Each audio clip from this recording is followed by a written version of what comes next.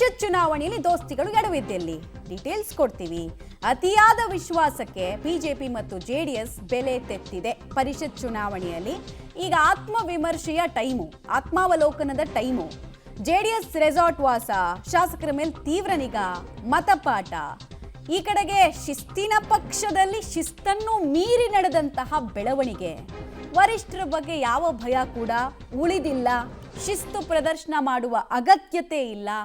ನಾಯಕರ ನಡುವೆ ಇಂಟರ್ನಲ್ ಲೀಡರ್ಶಿಪ್ಗೋಸ್ಕರ ನಡೀತಾ ಇರುವಂತಹ ಜಗ್ಗಾಟ ಎಲ್ಲವೂ ಕೂಡ ಫಲಿತಾಂಶದ ರೂಪದಲ್ಲಿ ಹೊರಬಿದ್ದಿದೆ ಮತ್ತು ವಿಪರೀತ ಮುಖಭಂಗವನ್ನು ಅನುಭವಿಸಿದ್ದಾರೆ. ಆಮೇಲೆ ಕಾಂಗ್ರೆಸ್ ಎಂಥ ದೊಡ್ಡ ಮೆಸೇಜ್ ಕೊಟ್ಟಿರೋದು ಹೇಳಿ.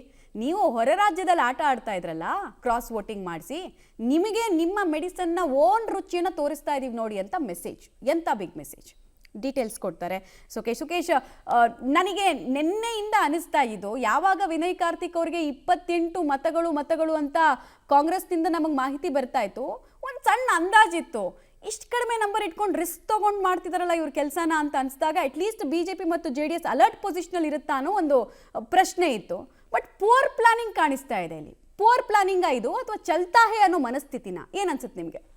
ಒಂದು ಲೆಕ್ಕ JDS ಏನಾದರೂ ಆಗಲಿ ನೋಡೇ ಬಿಡೋಣ ಒಂದು ಅಟೆಂಪ್ಟು ಅನ್ನುವಂಥ ರೀತಿಯಲ್ಲಿ ಇದ್ದಂಗಿತ್ತು. ಬಿಜೆಪಿಗೆ ನಮಗೆ ಗಟ್ಟಿ ಆಗಿಬಿಡುತ್ತೆ 2 ಸೀಟು, ಮತ್ತು ಮೈತ್ರಿಯ ಮಾತು ಉಳಿಸ್ಕೊಂಡಂಗಾಯ್ತು, ಉಳಿದಿದ್ದ 4-5 ವೋಟ್ ಅವರಿಗೆ ಹಾಕ್ಸಿದ್ರೆ ಆಯಿತು ಅನ್ನುವಂಥ ಲೇಸಿನೆಸ್ ಇದ್ದಂತೆ ಕಾಣಿಸ್ತಾ ಇತ್ತು.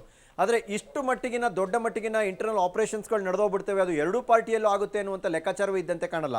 ಹಾಗೆ ನೋಡೋಕ್ಕೋದ್ರೆ BJP-ಯವರಿಗೂ ಅನಿಸಿತ್ತೇನೋ ಮತ್ತು JDS-ಗೂ ಆಂತರಿಕ ಒಂದು ಆತಂಕ ಇದ್ದಂಗಿತ್ತು. ನಮ್ಮ ಪಕ್ಷದೊಳಗಿನ ಕನಿಷ್ಠ 4 ಜನ ಶಾಸಕರನ್ನು ನಂಬೋದು ಕಷ್ಟವಿದೆ ಅನ್ನುವಂಥದ್ದು JDS ಪಾಳ್ಯದಲ್ಲಿ ಇದ್ದಂಥ ಚರ್ಚೆ. ಆ 4 ಜನರು ಕೂಡ ಅವ್ರು ಅಂದುಕೊಂಡಂತೆ ನಡೆದುಕೊಂಡಂಥ ರೀತಿ ಕಾಣಿಸ್ತಾ ಇದೆ. ಬಿಜೆಪಿಗೆ ತನ್ನ ಹೆಚ್ಚುವರಿ ಓಟನ್ನು ಕೊಟ್ಟಾಗಿದೆ, ಉಳಿದ JDS ಏನಾದ್ರು ಮಾಡ್ಕೊಳ್ಳಿ ಅನ್ನುವಂಥ ಲೆಕ್ಕಾಚಾರದಲ್ಲಿ ಅವರು ಯೋಚನೆ ಮಾಡಿದಂತಿದೆ. ಆದರೆ ಅವರ ಪಕ್ಷದೊಳಗೆ ಈ ರೀತಿ ಅಡ್ಡೇಟು ಆಗ್ತವೆ ಅನ್ನುವಂಥದ್ದು ಬಹುಶಃ ಅವರು ಕೂಡ ನಿರೀಕ್ಷೆ ಮಾಡಿದಂಥ ಸಾಧ್ಯತೆ ಕಡಿಮೆ. ಹಾಗಾಗಿ ಇದು ಮೈತ್ರಿಯ ಇಬ್ಬರೂ ನಾಯಕರಿಗೆ ಮುಟ್ಟಿ ನೋಡಿಕೊಳ್ಳುವಂಥ ರೀತಿಯಲ್ಲಿ ಅಥವಾ ನಿರೀಕ್ಷೆ ಮಾಡದ ರೀತಿಯಲ್ಲಿ ಬಿದ್ದಂಥ ಏಟಿನಂತೆ ಕಾಣಿಸ್ತಾ ಇದೆ.